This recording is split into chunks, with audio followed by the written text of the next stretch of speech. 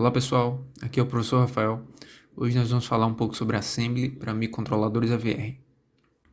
De modo geral, quanto mais alto o nível de abstração da linguagem, maior a produtividade do programador. Quanto mais recursos a linguagem oferecer, menor vai ser o tempo de desenvolvimento de determinada solução. Porém, normalmente isso é associado a um maior overhead. O compromisso que se paga por essa facilidade é a performance, que na maioria dos casos é subótima. Já quando você vai baixando o nível de abstração, mais próximo você vai ficando do hardware efetivamente. Isso possibilita uma performance máxima, porém a produtividade ela cai de forma absurda. Em via de regra, em baixo nível você vai demorar mais tempo para escrever um programa, porém você tem a possibilidade de extrair o máximo possível daquele hardware. Já quanto maior o nível de abstração, os programas vão ficar mais curtos, porém você vai ficar sujeito a soluções mais lentas. Até então a gente estava programando em C.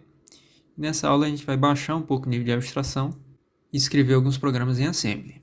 Vai sempre ocorrer um compromisso nessa escolha e na prática, qual nível de abstração vai ser utilizado vai depender exclusivamente do contexto do seu projeto. Assumindo que todos vocês viram Assembly MIPS com o professor Rocha na teoria, a ideia é bastante similar. Porém as instruções serão um pouco diferentes porque a arquitetura, em geral, é diferente. Esse documento aqui resume todas as instruções disponíveis na arquitetura AVR. Esse conjunto de instruções ele foi evoluindo com o passar dos anos em várias versões diferentes. No caso, o micro que a gente está utilizando, que é o Atmega 328P, ele roda esse conjunto aqui de instruções, que é o AVR é mais. Ele está bem aqui. E aqui em seguida estão todas as instruções possíveis que a gente consegue executar nesse micro. Elas estão subdivididas aqui nessa tabela de acordo com a sua característica, começando aqui por instruções lógicas e aritméticas. Aqui tem instruções bastante similares ao que vocês viram lá em MIPS. Por exemplo, instruções de soma, começando aqui com ADD, por exemplo. É uma soma sem carry entre dois registradores. O conteúdo de dois registradores é somado e armazenado num determinado registrador. Essa instrução ela vai demorar um ciclo de clock para ser executado. Você tem que olhar aqui na coluna AVRE e ela pode setar ou não esse conjunto aqui de flags. Lembrando aqui que os possíveis flags estão resumidos aqui na seção 1. Essa CPU ela tem flag para carry. Sempre que ocorre um carry, ele é armazenado aqui. Quando o resultado é 0, flag 0, ele é ativo. Tem flags para resultados negativos, complemento de 2, números com sinal e assim por diante. Todos esses flags estão armazenados nesse registrador aqui, que é o de status reg, sreg. Nessa tabela aqui está o resumo de todas as instruções disponíveis e logo aqui embaixo você pode acessar o descritivo mais completo dessa instrução. Aqui, por exemplo, o ADD é a soma entre dois registradores, o resultado é armazenado no registrador de destino, e esses operandos aqui, eles podem ser qualquer um dos 32 registradores de propósito geral disponíveis na CPU. Para quem não lembra, essa CPU tem 32 registradores de propósito geral, eles são de 8 bits, vão do R0 até o R31. E os 6 últimos registradores, eles podem ser utilizados em par para armazenar palavras de 16 bits. O 26, 27, 28, 29 e o 30 e 31 são denominados aí registradores X, Y e Z de 16 bits. No final dessa instrução, o programa é incrementado em 1 e aqui embaixo estão os possíveis flags que são setados quando a operação é concluída. Pode ocorrer um flag de carry se ocorrer um estouro. O resultado pode dar 0, então o flag Z pode ocorrer. O resultado pode ser negativo e assim por diante. Aqui embaixo tem sempre um exemplo. No caso aqui eu estou somando o conteúdo do registrador 1 com o registrador 2 e salvando no registrador 1. E aqui embaixo é a mesma coisa. Estou somando o conteúdo do registrador 28 com ele mesmo e salvando nele mesmo. Perceba que esse tipo de construção é possível e a expressão vai ficar dessa forma. Então aí estão todas as instruções aritméticas e lógicas, a soma sem carry, a soma com carry, além dos operandos ainda entra o bit de carry, tem instruções para subtração, AND, algumas instruções são com imediato, ou seja, a operação entre um registrador e uma constante, ao invés de ser entre dois registradores, ou complemento de 1, complemento de 2. Outra coisa interessante é que a CPU possui uma unidade de hardware para efetuar multiplicações. Então eu consigo executar multiplicações direto aqui chamando a instrução mul. Ela só precisa de 2 ciclos de clock. Em seguida, vem as instruções de controle de fluxo, são os famosos desvios. Eles podem ser condicionais ou incondicionais. Exemplo de desvio incondicional está aqui o jump, onde simplesmente o valor do PC vai ser atualizado para uma nova constante. Eu tenho desvios condicionais aqui embaixo, como por exemplo aqui os branches.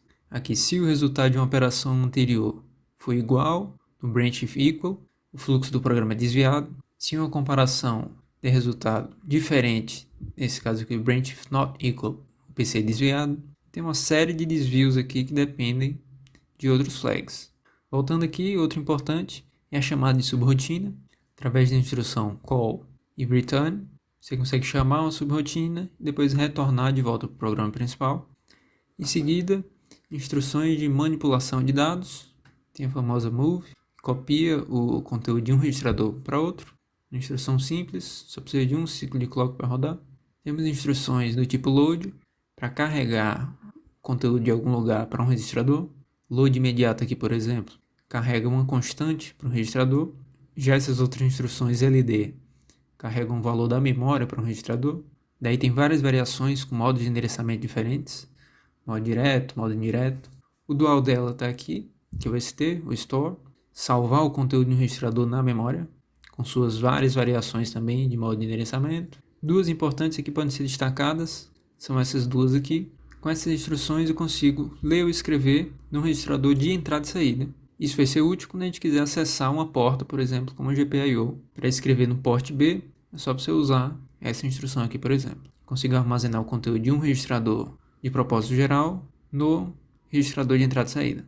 E a mesma coisa ao contrário na leitura também. Seguindo aí eu tenho instruções de acesso para pilha e manipulação em geral. O próximo conjunto é o de instruções bit a bit, manipulação de bit. E eu tenho aí várias opções diferentes. Tem instruções para deslocamento, tem instruções para rolagem, tem instruções para swap. Tem algumas instruções aqui específicas para, por exemplo, setar um bit, ou então resetar um bit de um registrador, ou então de um registrador de entrada e saída especificamente. Ainda tem instruções mais específicas que setam um determinado bit de um registrador, como por exemplo essa daqui, sec, ela seta o flag de carry. Essas duas instruções aqui, por exemplo, setam o bit de interrupções globais. A gente já utilizou elas em C. Aquela chamada da função em C nada mais é do que um mapeamento para a chamada dessa instrução aqui em assembly. E por fim, tem algumas instruções aqui específicas de controle, como por exemplo o famoso NOP, que é uma instrução que demora um ciclo de clock e não faz nada. Basicamente utilizada para gastar tempo. Então quando vocês estiverem escrevendo seus programas, vocês vão ter que observar aqui essa tabela, fazer uma leitura nela. As instruções são similares à de MIPS, porém tem a sintaxe aqui um pouco diferente. Daí quando vocês identificarem a instrução que vão utilizar, sugiro que venham aqui na documentação detalhada, porque aqui tem alguns parâmetros que não estão descritos lá na tabela. As possíveis fontes de operandos aqui e as suas restrições. Essa função aqui, load imediato, você consegue carregar uma constante em algum registrador, porém esses registradores aqui eles só podem ser do 16 até o 31. Então se você tentar carregar alguma coisa com a instrução LDI no registrador 1, o compilador vai reclamar. Então esse tipo de coisa aqui você tem que olhar na documentação detalhada. Então vamos lá na prática mostrar como a gente escreve nossos programas em Assembly aqui no Atmel Studio. É bastante simples, basta criar um projeto do tipo Assembly, File, New, Project. Estava criando nossos projetos aqui em C. Agora a gente vai ter que chavear aqui para baixo e criar o projeto em Assembly. Basta nomear o projeto, clicar em OK. Eu já criei um aqui. A extensão do arquivo principal é a SM. E aqui eu criei alguns programas exemplo aqui para a gente investigar na aula de hoje. Começando aqui pela estrutura da solução. Quando você compilar pela primeira vez aqui o projeto, ele vai gerar aqui uma série de arquivos. Vão ser mapeadas as dependências que foram incluídas. Nesse caso, esse arquivo aqui ele já é incluído por default. E ele contém uma série de mapeamentos para os registradores de configuração que a gente já veio vendo durante todo esse curso. E aqui estão todos os mapeamentos dos registradores possíveis. Por exemplo, rolando para baixo aqui. Aqui quando a gente precisar acessar a porta B, a gente já viu lá o registrador de direção, o registrador de entrada, o registrador de saída. Já estão todos mapeados aqui para que a gente possa utilizar a nomenclatura que a gente está acostumado, ao invés de ter que lembrar do endereço deles. Então aí todas as definições, para os registradores. Aqui está a definição dos registradores de 16 bits, que é só um novo nome para um conjunto de dois registradores de 8 bits, o X, o Y e o Z. Aqui embaixo estão os endereços de desvio quando ocorre uma determinada interrupção. A gente já viu tudo isso aqui, só que em C. Sempre que ocorrer uma interrupção externa no int 0, o fluxo do programa vai ser desviado para a posição 2. E lá que você deve colocar uma chamada para a subrotina de tratamento de interrupção. Seguindo aqui, todos os labels que eu escrevi no meu programa eles ficam armazenados aqui. E os arquivos de saída gerados. Está lá o .x, que a gente vem utilizando para carregar no microcontrolador de fato. E alguns outros aí auxiliares. O primeiro exemplo que eu trouxe para vocês foi um contador de 8 bits. A gente vai incrementar o valor do registrador R16 e vai visualizar o valor dele no debug. Essa primeira instrução aqui eu estou carregando a constante 0 no registrador, LDI, load imediato. Lembrando aí que são 32 registradores, vai do R0 até o R31, porém essa instrução aqui, load imediato, só opera com os 16 últimos, do R16 até o R31. Então eu inicializo com 0, logo em seguida eu incremento o valor desse registrador e faço um jump para esse marcador aqui que eu chamei de loop principal. Então o fluxo do programa vai ficar travado aqui e esse registrador vai contar de 0 até 255, estoura, volta para 0 e assim por diante. Vamos colocar um breakpoint aqui e rodar o debug para a gente ver se isso acontece de fato. Lembrando que aqui em cima estão as janelas de visualização do debug e eu escolhi aqui a de status do processador, que vai possibilitar a visualização de todos os registradores de propósito geral, assim como diversos outros parâmetros aqui, como registrador de status ou então o PC. Coloquei um breakpoint aqui, então essa instrução aqui já foi executada, estava na posição 0 do PC, o PC já veio aqui para a posição 1, tá aqui, e à medida que eu for avançando aqui o programa, o meu registrador 16 ele tem que ir incrementando. Vamos visualizar ele aqui, vamos ver se isso acontece.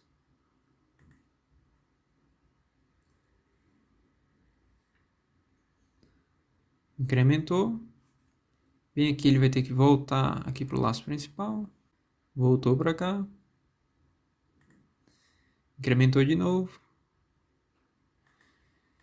Incrementou de novo. Isso vai acontecer até que o registrador estoure. Aqui tem uns parâmetros interessantes que você pode visualizar. Por exemplo, quantos clocks já foram dados. Assumindo que a frequência da CPU está em 16 MHz. Qual foi o tempo efetivamente discorrido desde o início até o instante atual. Aqui em cima, quando a gente vê, dá para ver o valor do PC. São só duas instruções aqui, então ele vai ficar indo e voltando. Nesse segundo exemplo, vamos tentar criar uma onda quadrada no pino B0. Tem vários jeitos de fazer isso. Nesse exemplo aqui eu tentei colocar as instruções mais básicas possíveis. Então, para escrever numa porta de saída, a gente já viu que a gente tem que definir aquele pino como a saída, depois escrever o estado dele com o registrador porte. Então vamos lá, a abordagem que eu tomei aqui foi a seguinte. Eu armazenei o valor 1 no registrador 16 e o valor 0 no registrador 17. Em seguida, eu quero definir o pino B0 como saída, então ele tem que ter o valor 1. Para isso eu estou copiando o valor 1 que estava aqui armazenado no 16 para o registrador de direção da porta B. Esse registrador aqui vai ter 00001, só o pino B0 vai estar como saída. Já no laço principal, eu vou ficar mudando o estado do pino B0 de 0 para 1 e de 1 para 0. Coloquei aqui as duas instruções. Nessa instrução aqui, leva para nível 1, nessa instrução, leva para nível alto. Então isso vai gerar aqui uma onda quadrada bem rápida. Vamos colocar aqui 3 breakpoints para a gente ver o que acontece na prática. Bom, quando a gente está trabalhando com entrada e saída, a gente pode visualizar essas informações todas aqui de forma gráfica. Nessa janela aqui do meio, eu vou marcar a porta B. A primeira instrução, simplesmente estou carregando 1 no registrador 16, vamos executar ela, carreguei 1, depois vou carregar 0 no 17, percebam que não fez nada porque ela já tinha inicialmente 0 como default. Em seguida, o valor 1 foi armazenado no registrador direção B, pode ver aqui que ele ficou em vermelho. E agora entrando no laço principal, eu vou colocar a saída em nível baixo e nível alto, nível baixo e nível alto. Aqui a gente pode ver que é justamente isso que está acontecendo. Passeando aqui, na direita vocês conseguem ver aqui o pino B0 piscando. Para 0, para 1, para 0, para 1. É um exemplo bem simples, porém a frequência dessa onda aqui está fixa. Na verdade eu fico um ciclo de clock em alto, fico mais de um ciclo de clock em baixo, porque essa instrução aqui demora pelo menos um ciclo. Vamos ver quanto tempo ela demora. Porque na verdade ela demora 2 ciclos de clock. Então ela passa um ciclo de clock ativo e 3 ciclos de clock apagado, que não teria muito uso prático aqui se eu não conseguir ajustar esses tempos, né? Então vamos para o exemplo 3, onde a gente vai inserir um delay aí entre essas mudanças de estado. No exemplo 3, basicamente a mesma coisa, só que eu usei outras instruções aqui para mostrar que dá para fazer de forma diferente. E a gente vai incluir um delay aqui entre as chamadas. Inicialmente eu estou usando essa instrução setBit. Vamos dar uma olhada lá no manual. Essa função aqui ela coloca para um determinado bit de um registrador de entrada e saída. Vamos ver lá o documento detalhado dela. Tá aí, você pode usar como operando qualquer um desses registradores aqui. E aqui está um exemplo. Você está colocando o bit 0 como nível alto desse registrador aqui. O que a gente está fazendo é setando o bit 0 do registrador de direção, ou seja, a mesma coisa que a gente acabou de fazer aqui em cima, quando chamou essas duas instruções. Defini o PB0 como saída, e agora vou entrar no meu laço principal, e de novo estou fazendo aqui diferente. Eu estou setando o PB0 em nível alto, daí chamo a rotina de delay, boto para nível baixo, chamo a rotina de delay de novo, volto aqui para o início e repito isso aqui várias vezes. A diferença, aqui eu seto e aqui eu reseto, né? O C de clear e o S de set, nível alto, nível baixo. Aqui a diferença está chamada dessa subrotina aqui de delay, que ela está aqui embaixo. Você pode fazer isso de diversas formas diferentes. Eu trouxe aqui um jeito bem simples. A estratégia que eu usei foi a seguinte: eu estou inicializando com 0 o registrador 17. Se você olhar lá no manual, essa instrução demora um ciclo de clock para ser executado. Depois eu estou entrando num laço aqui, até que uma determinada condição seja satisfeita. Então, o registrador R17 está inicialmente com 0, e sempre que essa instrução aqui for executada, ele vai ser incrementado 1. E em seguida, o valor desse registrador incrementado ele é comparado com FF. Vamos dar uma olhada lá nessa instrução de comparação. A instrução de comparação com imediato. Nessa instrução eu comparo o valor de um registrador com uma constante. Os registradores podem ser do 16 até o 31 e a constante de 8 bits, de 0 até 255. Essa comparação ela vai setar uma série de flags dependendo da relação entre os dois operandos. Se um for maior do que o outro, vai ser setado aqui o flag C, por exemplo. Se eles forem exatamente iguais, vai ser setado o flag Z. Resultado do teste de sinal, aí no flag S, e assim vai. Aqui nesse programa eu estou interessado na checagem se os valores são iguais. Então eu incremento o registrador R, depois checo se esse valor é igual a FF. Se esse valor não for igual a FF, o programa é desviado para esse tag aqui, que é o início do laço. Então vamos lá, recapitulando. O registrador é inicializado com 0, ele é incrementado para 1 aqui. Esse valor é comparado com FF. Se o resultado dessa comparação não for verdadeiro, então ele volta para cá e incrementa de novo. Isso vai ficar acontecendo até que o resultado seja verdadeiro e a subrotina retorne. Se a gente fizer essa continha aqui rapidamente, como essa instrução demora um clock para ser executado, essa outra demora um clock também, e essa outra aqui pode demorar 1 ou 2 clocks, 2 clocks se desviar e 1 clock se não desviar. No caso aqui, como ela está sempre desviando, então a gente vai assumir que ela demora 2 clocks. Então a conta aqui por cima, esse código aqui vai demorar aproximadamente aqui 4 vezes FF para ser executado. Desconsiderando aí que tem alguns clocks aqui sobrando, né? Precisa de um clock para cá, um clock para cá também. Rodando numa frequência de 16 MB, isso vai dar 64 microsegundos. Então se a gente rodar esse código aqui, o pino vai passar mais ou menos 64 microsegundos em nível alto e 64 em nível baixo. Vamos ver se isso acontece na prática. Vou usar aqui o PixingLab, que o osciloscópio dele é um pouco melhor. E tá aí, bateu certinho. Tá 64 micro por divisão. Está passando uma divisão em nível alto e uma divisão em nível baixo. Fazer um teste rápido aqui. Como a gente viu, ele está passando 4 ciclos de clock aqui dentro do laço. O que aconteceria se a gente incluísse mais 4 aqui com 4 instruções que não fazem nada? Teoricamente, então, o delay vai dobrar, vai passar para 128. E quando a gente recarregar aqui, esse pulso tem que dobrar de tamanho. Exatamente o que aconteceu. A gente também pode visualizar isso aqui no debug. Posso colocar 2 breakpoints aqui, executar o debug. Antes de executar a rotina de delay, o cronômetro aqui estava em 0,19 microsegundos. Quando eu boto para rodar o delay, aqui, terminou de ser executado, ele está em 28,19. Ou seja, demorou aí 28 microsegundos para rodar esse trechinho de código aqui. Então, resumindo, todas as atividades que a gente fez até agora em C, a gente pode fazê-las também em Assembly, mas se vai ser vantajoso ou não, essa estratégia vai depender do seu problema. Se for um problema simples, que você não tem restrições de hardware, provavelmente vai ser mais interessante você escrever em C para ganhar produtividade, você resolver mais rápido. Mas se o problema tiver restrições de performance altíssimas, daí o jeito é você baixar para Assembly e escrever seu código da forma mais otimizada possível. Além disso, também conhecer a linguagem Assembly é importantíssimo para que você possa escrever códigos em C melhores, já que conhecendo a estrutura de baixo nível, você consegue otimizar em nível de C as suas soluções. Isso conclui essa aula. Até mais, pessoal.